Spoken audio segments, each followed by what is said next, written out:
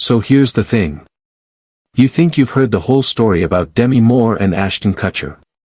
You've read the headlines. You've seen the pictures. You've probably even rolled your eyes at least once at all the gossip. But what you haven't heard, what no one really heard until now, is the part she kept buried deep inside for years. Because at 62, Demi Moore finally decided to tell it. In her own words. And when she did, you could practically feel the room stop breathing. You know how there are some people who seem untouchable. People who seem like they've got it all together. That was Demi. But the truth? Even the strongest looking people break. And sometimes, they break quietly. So let me tell you what she said. And I want you to really hear it.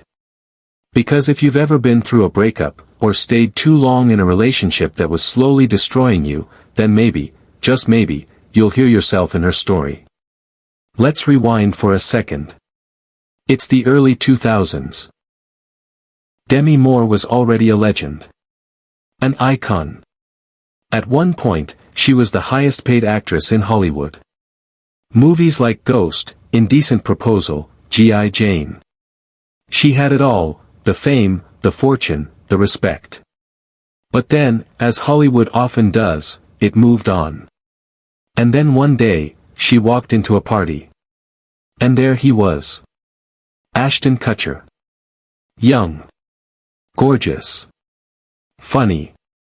The kind of energy that just pulls you in without even trying. He was 25. She was 41. And something about him, his charm, his lightness, his way of looking at her like she was still the most beautiful woman in the room, just melted her.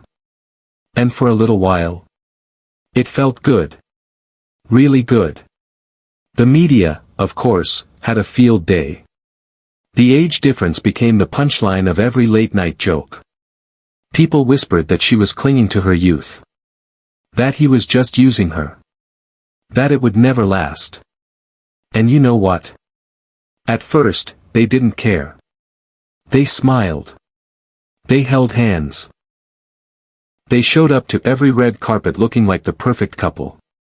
But here's what nobody saw. Behind the glamorous photos, she was shrinking. She said, and I quote, "I lost myself completely trying to keep him happy." Let that sink in. She thought if she could just be more like what he wanted, he wouldn't leave. She tried to keep up with his energy, his friends, his lifestyle. She wanted to be younger, more fun, less needy. Less, herself. So she started changing. The way she dressed. The way she acted. Even the way she laughed. And have you ever done that? Have you ever looked in the mirror one day and thought, who even is this person anymore? That's what happened to her. She said every little compromise felt harmless at first. But over time, those little cuts started adding up.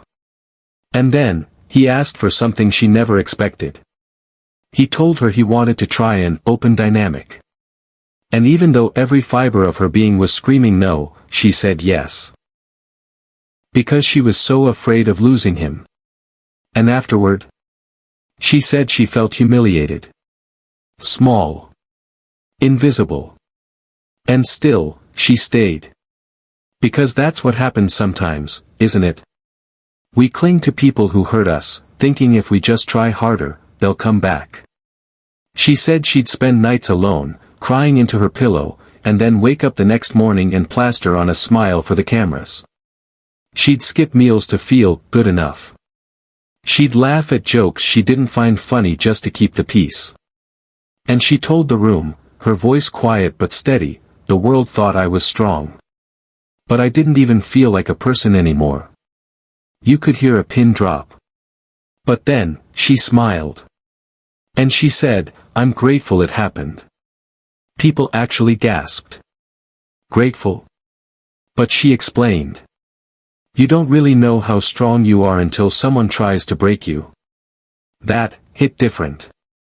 At 62, she said, she finally feels like herself again. Stronger. Softer. Wiser. And she even said, With a little laugh, I love my wrinkles now. They're proof I survived. And isn't that what life is? We collect scars.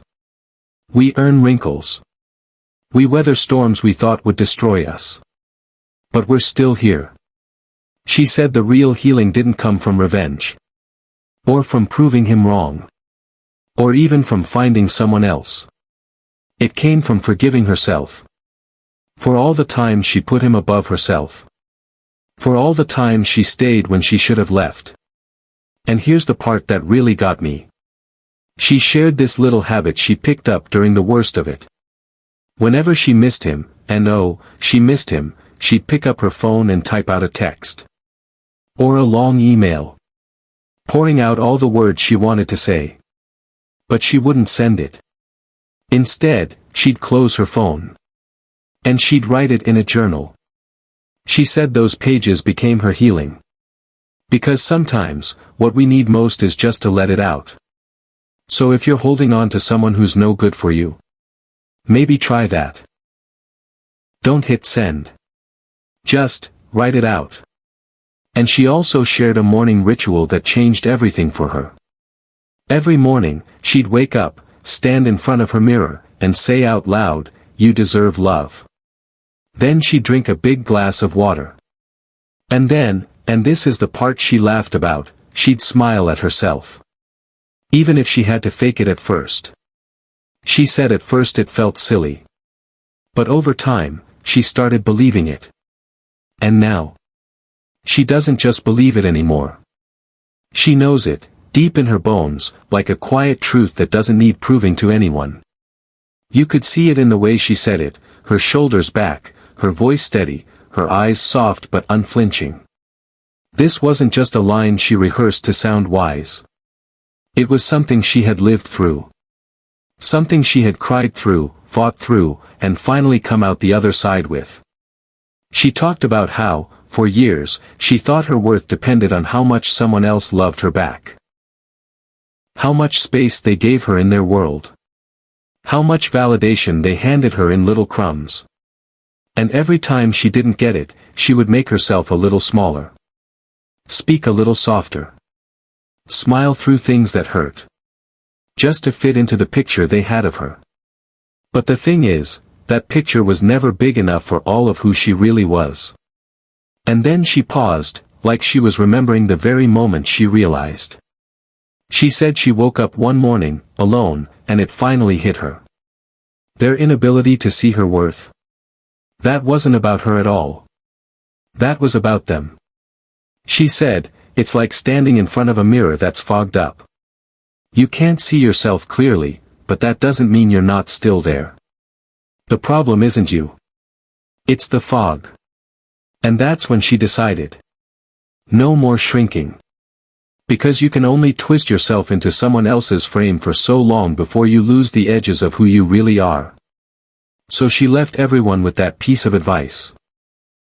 A quiet reminder, don't ever let someone's blindness make you doubt your own light. Don't shrink yourself to fit inside their frame. Shine anyway. Phew. So here's my question for you. Have you ever done that?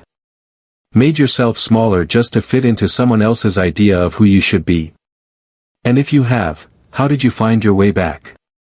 Drop your story in the comments. You never know who you might help by sharing it. Because here's the thing, no one talks about how hard it is to leave someone you love, even when they're wrong for you. But it's one of the bravest things you'll ever do. And if you're curious about how her daughters reacted to all of this, and what her relationship with Bruce Willis looks like today, we've got another video all about that waiting for you right here. If this story touched you even a little, go ahead and hit that like button. And if you want more stories like this, more reminders that you're stronger than you think, make sure to subscribe. Because here's what I know. Every wrinkle tells a story. Every scar proves you healed. And every broken heart. That's just the beginning of a stronger one. Thanks for being here. And just in case you need to hear it today. You deserve love. Always.